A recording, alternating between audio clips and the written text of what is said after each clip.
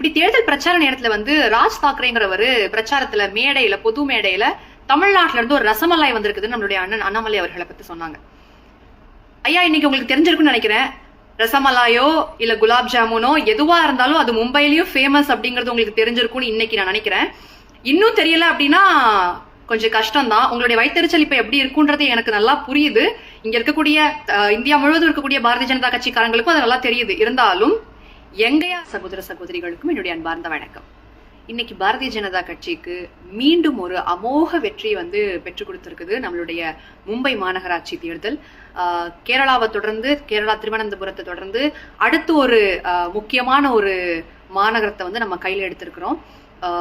கூட்டணி இணைந்து 125 சீட்டுக்கு மேல எடுத்திருக்கிறாங்க.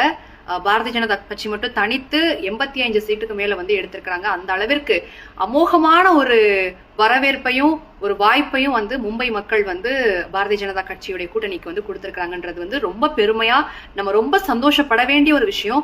பாரத பிரதமர் நரேந்திர மோடி ஐயாவினுடைய ஆட்சியில எவ்வளவு வளர்ச்சி வந்திருக்குது அப்படிங்கிறது ஒவ்வொரு மாநிலத்திலையும் ஒரு மாநகராட்சியிலையும் மக்கள் புரிஞ்சுக்கிட்டு இருக்கிறாங்க. பாரதிய ஜனதா கட்சி தான் சரியான ஒரு முடிவா இருக்கும் நம்மளுடைய நாட்டினுடைய வளர்ச்சிக்கும் நம்மளுடைய சுய வளர்ச்சிக்கும் அதுதான் நல்லது அப்படிங்கிற நம்பிக்கையினுடைய வெளிப்பாடாகத்தான் இந்த தேர்தல் முடிவுகள் பார்க்கப்படுது. இப்படி தேர்தல் பிரச்சார நேரத்துல ராஜ் தாக்கரேங்கிறவரு பிரச்சாரத்துல மேடையில பொது மேடையில தமிழ்நாட்டுல இருந்து ஒரு ரசமலாய் வந்திருக்குதுன்னு நம்மளுடைய அண்ணன் அண்ணாமலை அவர்களை பத்தி சொன்னாங்க. ஐயா, இன்னைக்கு உங்களுக்கு தெரிஞ்சிருக்குன்னு நினைக்கிறேன். ரசமலாயோ இல்ல குலாப் ஜாமுனோ எதுவா இருந்தாலும் அது மும்பையிலயும் ஃபேமஸ் அப்படிங்கறது உங்களுக்கு தெரிஞ்சிருக்கும்னு இன்னைக்கு நான் நினைக்கிறேன். இன்னும் தெரியல அப்படின்னா கொஞ்சம் கஷ்டம் தான். உங்களுடைய வயிற்றுச்சல் இப்ப எப்படி இருக்குன்றது எனக்கு நல்லா புரியுது. இங்க இருக்கக்கூடிய இந்தியா முழுவதும் இருக்கக்கூடிய பாரதிய ஜனதா கட்சிக்காரங்களுக்கும் அது நல்லா தெரியுது. இருந்தாலும் எங்கயா இருந்தாலும் மலை தான் அப்படிங்கறது ஆணித்தனமா இன்னைக்கு உங்களுக்கு புரிஞ்சிருக்கும் அப்படின்னு நான் நம்புறேன்.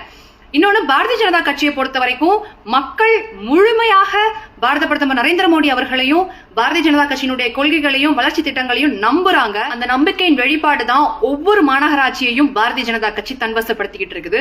நிச்சயமாக 2026 நடக்கக்கூடிய தேர்தல்ல தேசிய ஜனநாயக கூட்டணி தமிழகத்தையும் மீட்டெடுக்கும் இந்த திராவிட முன்னேற்ற கழகத்தில இருந்து அப்படிங்கிறது எந்தவித மாற்று கருத்தும் கிடையாது. அதை நோக்கிதான் எங்களுடைய வேலைகளும் பயணங்களும் இருந்துகிட்டு இருக்குது. நிச்சயமா அதையும் நாங்க செஞ்சு பாரதிய ஜனதா கட்சிக்கு மேலும் ஒரு பெரிய பலத்தை கூட்டுவோம் அப்படிங்கறதுல எந்த மாற்று கருத்தும் இல்ல. மீண்டும் அனைத்து மும்பை வாழ் சகோதர சகோதரிகளுக்கும் மனமார்ந்த நன்றிகளை தெரிவித்துக் கொள்கிறேன். நன்றி, வணக்கம்.